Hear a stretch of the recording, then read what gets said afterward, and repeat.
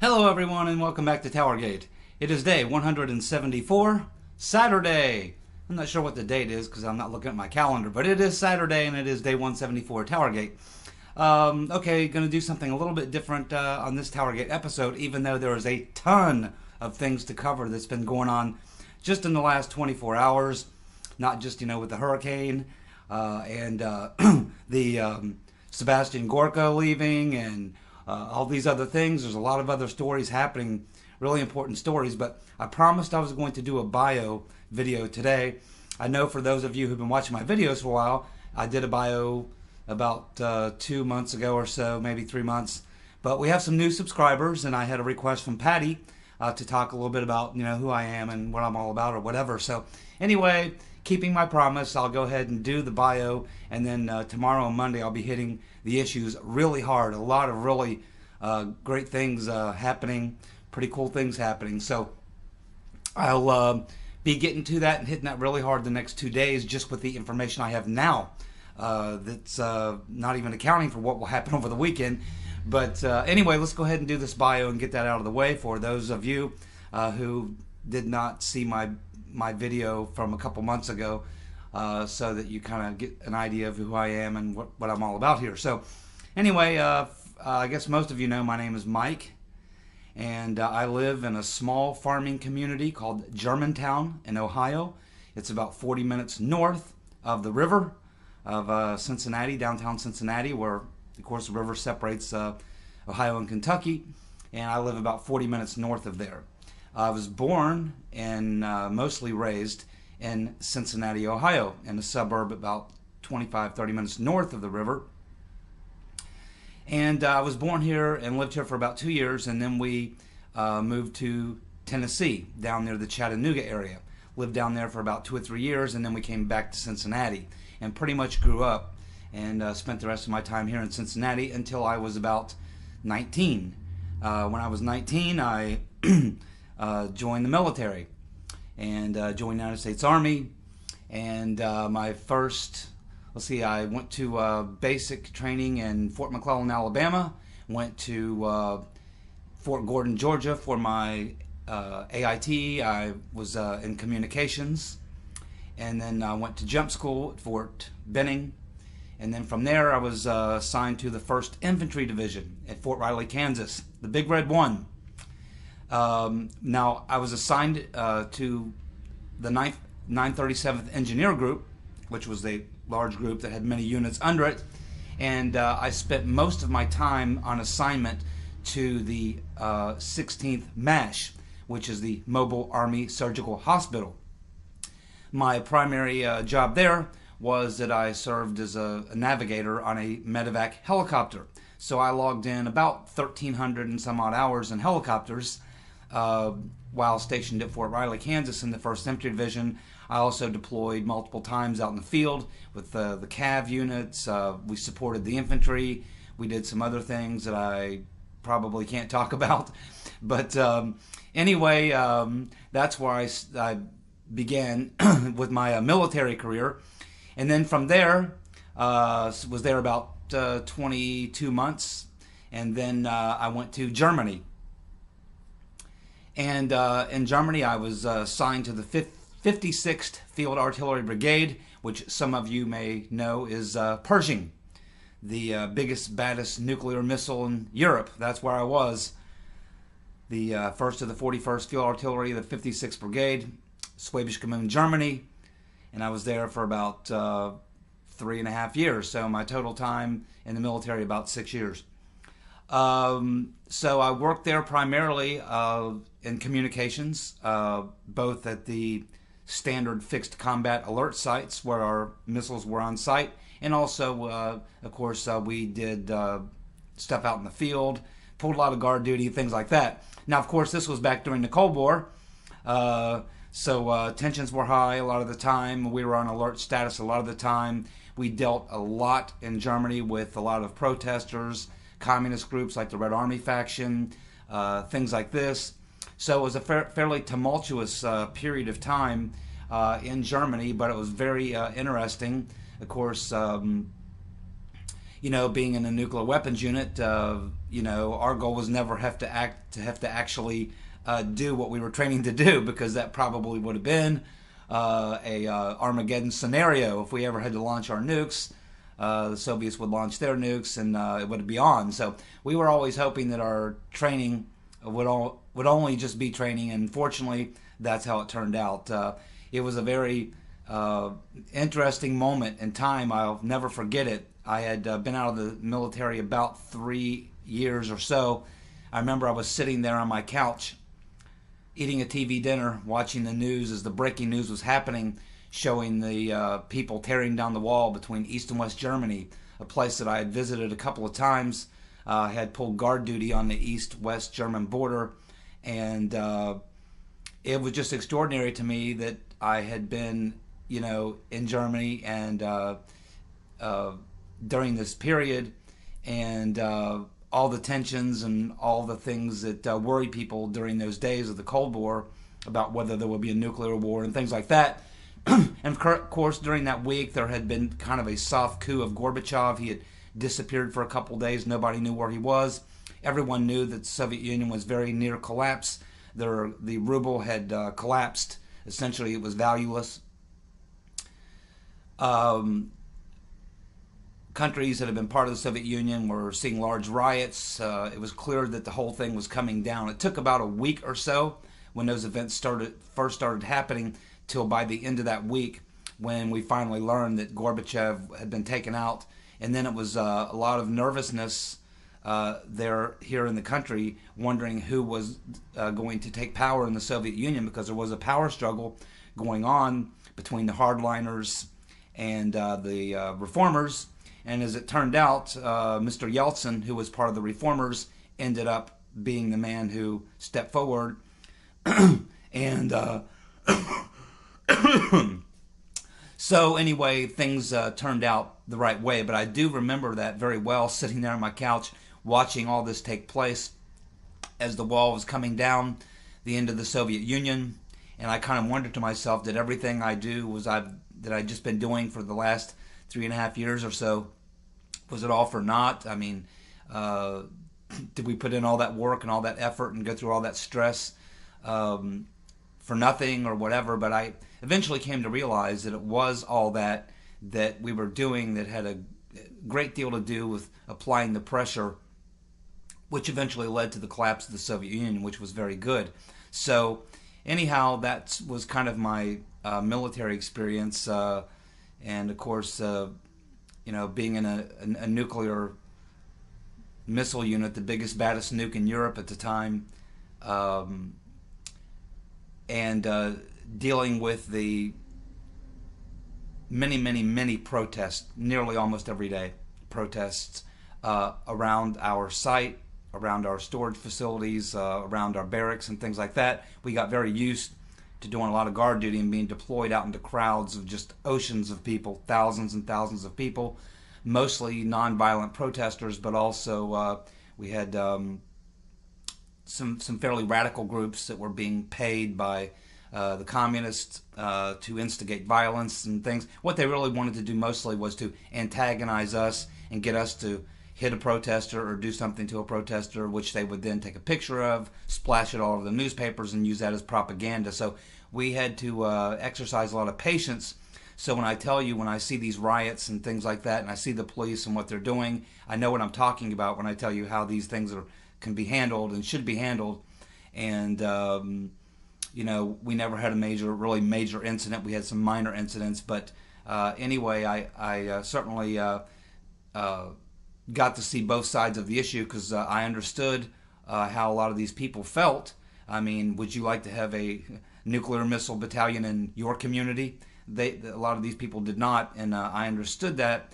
And what was even more interesting was that a lot of the times when we were on our guard duty shifts and we were opposed to these people, after we were off our shift, we would go downtown, have a few beers, and throw some darts, and we would see those very same protesters who were across the fence from us yelling at us.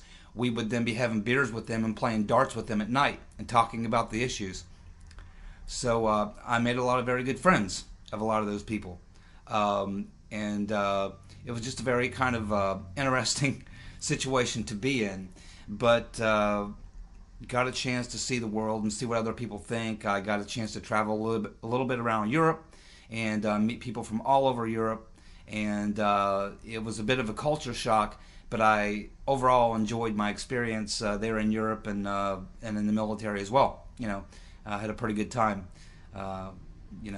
doing that. So anyway, I got out of the military and I came back and I thought, well, I'm in communications, so I went enrolled right in school. I got home from the military, I guess, in September. I think I enrolled and I was in class a month later. So I began to pursue a degree in communications. I got 2 years in, got my associate's degree, and then I started co-oping at a local television news station. I was there about 3 months, and then I found out that a lot of the people doing the type of job I was training for, who had been around the station for 15 or 20 years, made less money than I did. At the time, me and a friend had set up a small business running communications, telecommunications, cable in his properties. He was a property developer. And so we were making some pretty good money, and I thought, well, why am I doing all this? And so I went ahead and just left school at that point, got my associate's degree, and I left school and I went on to continue doing what we were doing with this business. I eventually had a couple other small businesses as well.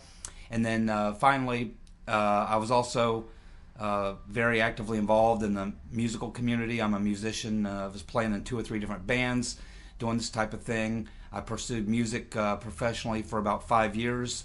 Got really burned out on that. Decided I wanted to do something else and just do music as a hobby. So I got a job working for one of the world's largest retailers. And I worked in their customer service department for about 2 years. And I got tired of people yelling at me, and I decided I wanted to maybe find another thing to do. But I liked working for the company. It was a good company to work for. The pay was pretty good. The benefits were great.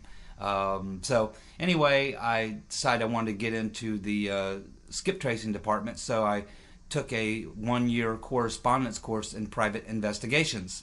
And once I got my certification there, I took that to human resources. And as soon as an opening came, I was accepted and moved into the skip tracing department, and so I worked for one of the world's largest retailers in their skip tracing department.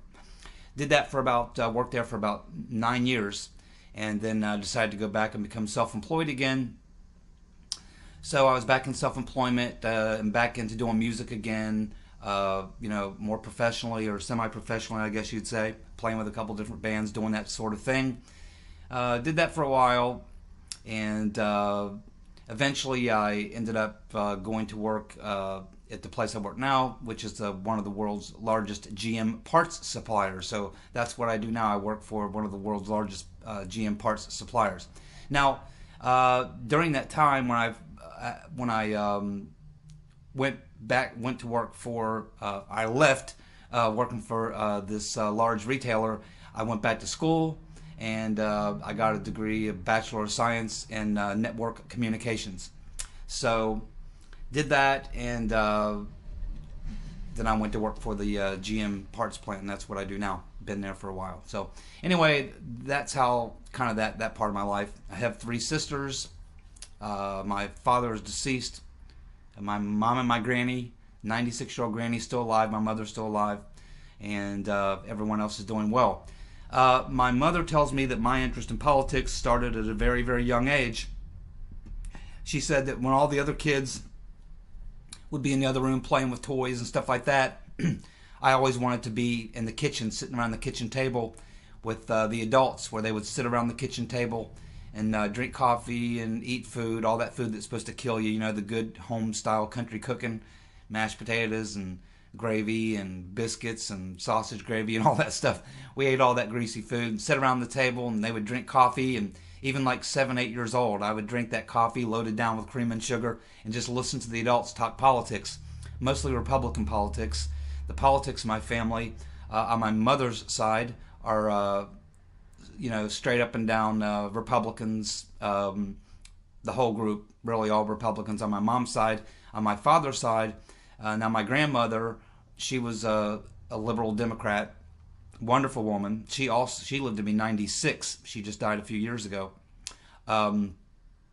and my and she was I think she voted and she was kind of active, but not real political, but she was a liberal Democrat. And her number one issue I remember was always that she was opposed to the Vietnam War. I had an uncle who was about to turn age where he could have been drafted, and I remember her getting into very many heated arguments with my grandfather about her not going to allow him to be drafted, and she wanted to send him to Canada if that's what she had to do. Now, my grandfather struggled with that because he was a 24-year military veteran, a full bird colonel. He retired as a colonel, and then he went to work up at Wright-Patterson Air Force Base as a civil service. He was a auditor for the government on contracts dealing with the Air Force. So my grandfather despised politicians of both stripes. He hated politicians, Republicans, Democrats. I don't think he ever voted. I never heard him say a good word about a Republican or a Democrat. He just thought they were all a bunch of criminals. I love my grandfather. He was a great guy. But anyway, that's kind of how they ended up being here in this area. I'm about a 15 minutes away from Wright-Patterson Air Force Base as the crow flies.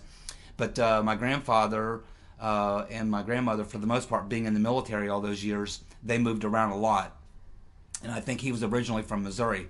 But being sent here to Wright-Patterson to work as a civil service engineer is how we ended up, I guess, my father's side of the family ended up here in this area around Wright-Pat. And on my mother's side of the family, they all come from Tennessee and Kentucky, and they came out here in the early 1960s. My grandfather had been working in the coal mines, and his older brother had come out to Cincinnati and gotten a job working here at a machine tool company. And so he told his younger brother, my grandfather, that he could come out here and he would get him a job here, get him out of the coal mines. That's what he did. Now, my grandfather on my mother's side was in Patton's army, and he was part of the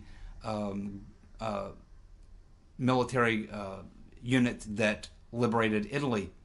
So he was in Patton's army in North Africa and in World War II.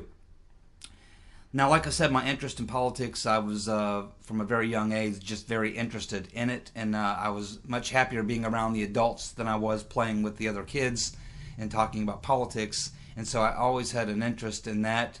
My first election I voted in was in 1980 for Ronald Reagan. And I've always been, pretty much always been a Republican until 2003, when I became very, very frustrated with events following 9/11 and then going into Afghanistan and Iraq. I was totally opposed to that. And I like to say George Bush made a libertarian out of me. Now, I consider myself to be kind of a nationalist, populist, libertarian type. I don't really like the Libertarian Party platform. I certainly did not support Gary Johnson. I voted for Trump. But my core beliefs are probably more libertarian. I'm fairly social. I would say I'm fairly liberal on some social issues, but I am pro-life. But a lot of other issues, I would say I'm more of a classical liberal, like a Jefferson type of liberal. But on financial, economic issues, security issues, I'm probably Republican. But I despise the Republican Party for the most part, and the Democratic Party as well, obviously. Not really into the party politics or anything like that. So that's kind of where my political leanings are. My loyalties aren't to any parties at all. My loyalties are to ideas, concepts, policies, and things like that. But anyway, that's pretty much where I departed myself as being kind of a rank and file Republican. I left that train of thought in 2003. So obviously, like I said, I voted for Trump.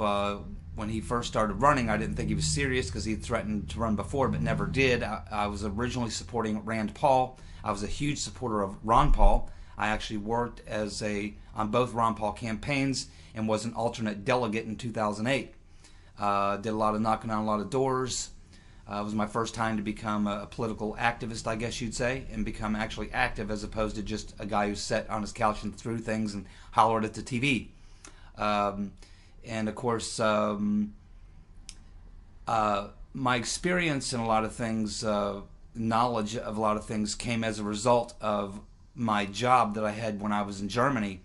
I spent a lot of times pulling 12 on, 12 off shifts. Now, we worked in an area where there was lots of radios on that we monitored, multiple radio nets. Now, the sound that you would hear from these radios was this constant, what people refer to as like white noise. It was like,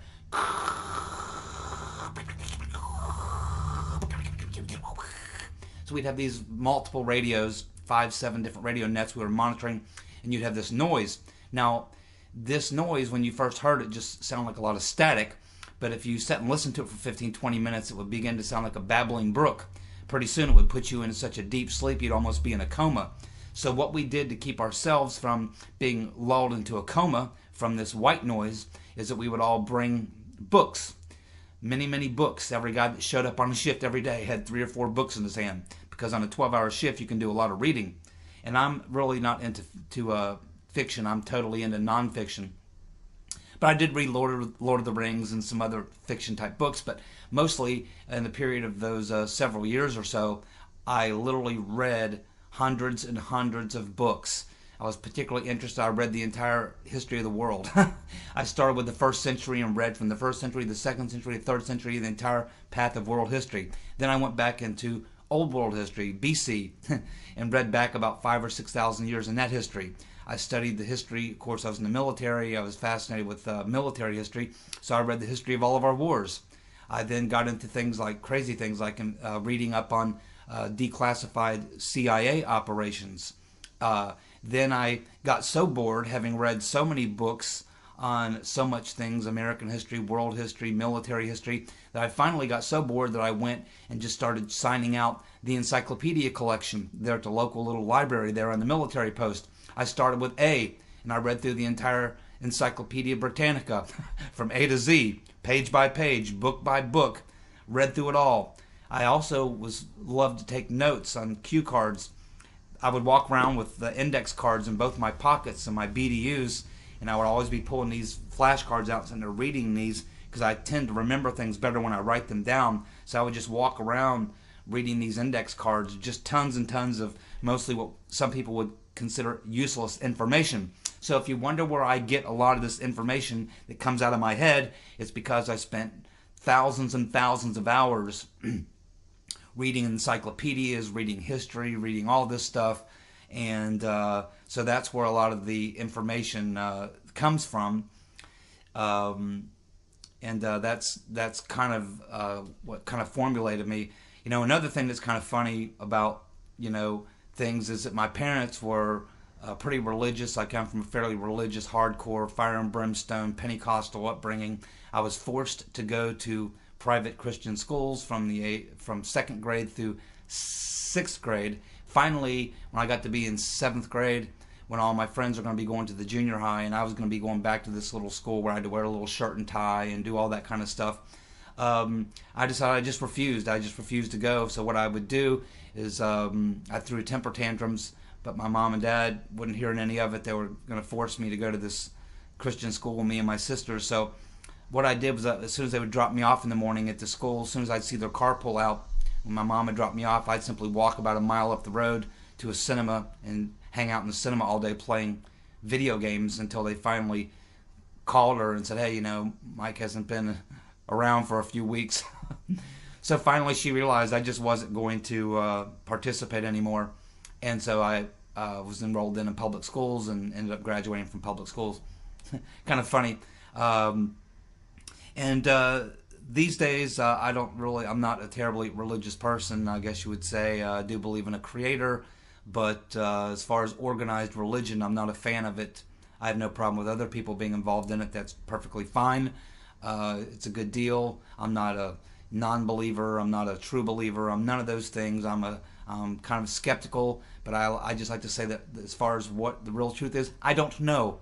I hope that we all learn someday. I hope I learn on the other side.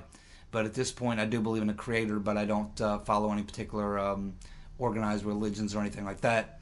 So I'm kind of, I'm not really even interested in, those types of things. As far as my real personal life, obviously, as I told you, my greatest passion is music and playing music. I've been doing it in this city for, since I was I was playing the bars down in Cincinnati when I was 16 or 17, and actually I did learn to play music in church. That was where I first was exposed. I came from a very musical family, have several professional musicians in our family, and I was just always surrounded by music, people playing piano and guitar and singing and stuff like that. So music was always a passion. Unfortunately, I haven't been able to do as much this past year because me both and my current musical partner, are just so busy. We work so many hours. He and I both work 55, 60 hours a week, and we have been hitting it pretty hard the past 6 years. We actually have we do a musical comedy show. We're a musical comedy duo, so I kind of got into the musical and comedy together. So that's what I've been doing for the past 6 years. I had been touring with a country artist prior to that, but and I don't even like country music. But anyway, it was a good gig. It was a good band, and I enjoy playing music. So anyway, we hit it pretty hard for like 6 years, and then this year we were just so exhausted and tired, and we wanted to kind of rework a lot of stuff, do some new stuff.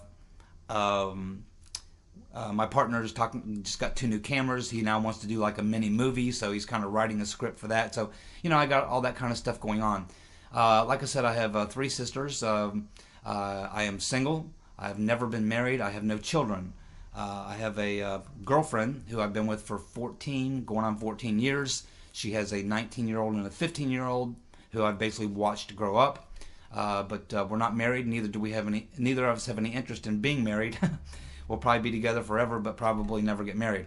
I have my own place. She has her own place where she lives 2.2 miles away from me. So we can get together as often or as little as we want.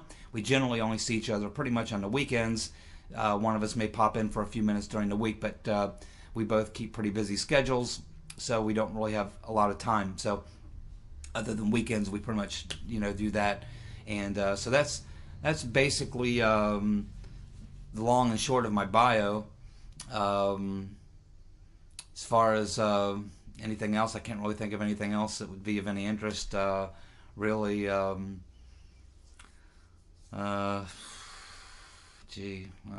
guess that pretty much just about covers it. Just can't think of anything else to tell you about. That's pretty much it. Oh yeah, I do have people ask sometimes,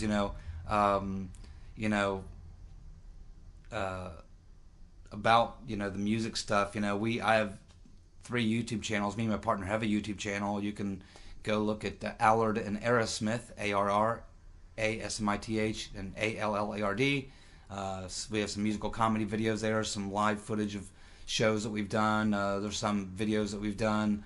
There's quite a bit there. You can Google me. Like I said, I've been pretty active in the musical community here in my city, and like most musicians in any city, you are active in the music community for 25, 30 years in a city. You get to know pretty much all the musicians in town.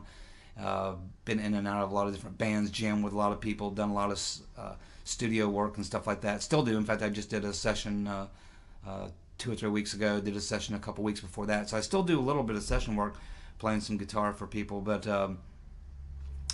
for the most part, yeah, you can Google me, I guess. Mike Allard, ALLARD, music, whatever. I was in a pretty good band here back in the late 80s, early 90s.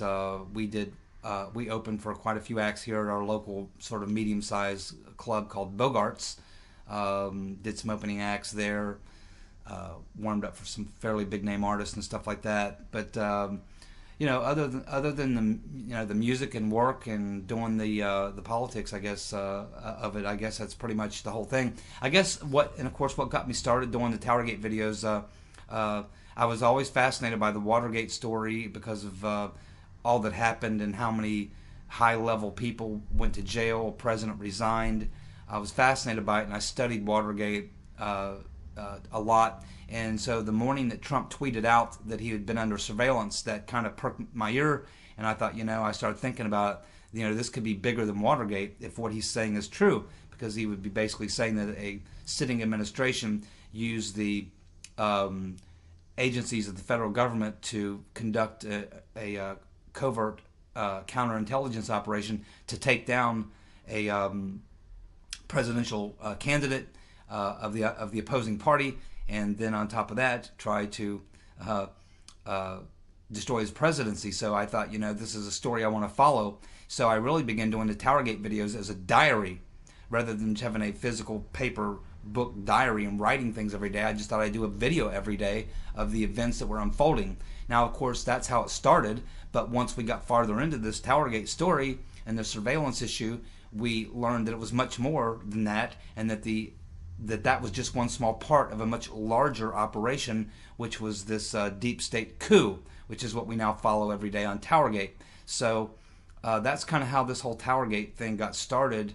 And it was never even so much because I wanted to have a popular YouTube channel. It was really for my own personal benefit, just to have a diary of events as they unfolded on a daily basis, and that's really kind of how this all started.